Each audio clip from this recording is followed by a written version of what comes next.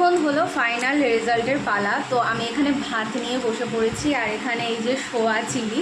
প্রথমত আমি যখন একটু খেয়েছি, প্রথমে বলি, তো তখন কিন্তু দারুণ লেগেছিলো, খুবই ভালো লেগেছিলো।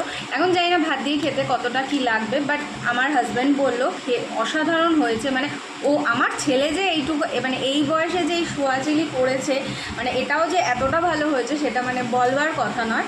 তো যাই হোক, আমি এবার একটু সোয়া চিলি গ্রেভি আর একটু সয়াবিন নিয়ে তো আমি খেয়ে বলছি তোমাদের কেমন হয়েছে।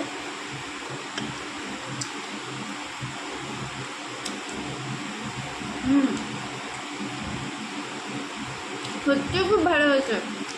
যখন আমি ফার্স্ট টাইম খেয়েছিলাম মানে একটা, তখন একটু মিষ্টি মিষ্টিটা একটু কম লাগছিল, বাট এখন পুরোটাই ঠিক লাগছে। আর ভাতের সাথে খেতে তো দারুণ লাগছে, কিন্তু বেশি ভালো লাগবে এটা পরোটার সাথে খেতে বা রুটির সাথে খেয়ে দেখবে, দারুণ লাগবে খেতে। আর সত্যি কথা বলতে কোনো মিথ্যা নয়, কোনো কিছু নয়, আমার ছেলে যে এতটা সুন্দর এতটা ভালো রেঁধেছে, মানে আমি নিজেও ভাবতে পারছি না যে ও এতটা সুন্দর আর এতটা ভালো করেছে। মানে মানে ভাবনা চিন্তার বাইরে হয় না যেরকম, সেরকমই হচ্ছে ব্যাপারটা, যে এতটা টেস্টি হয়েছে, অসাধারণ হয়েছে খেতে।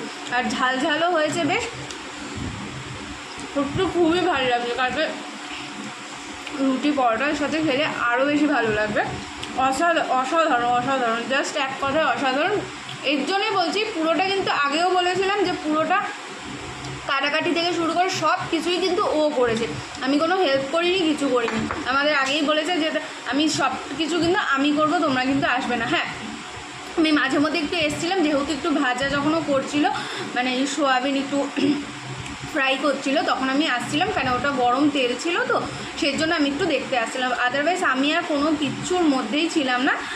বাট সত্যি এক কথায় বলতে, আমার ছেলে যে এতটা সুন্দর হবে, আমি মানে রান্নাটা এতটা ভালো হবে আমি এটা কল্পনাও করতে পারিনি। Just awesome.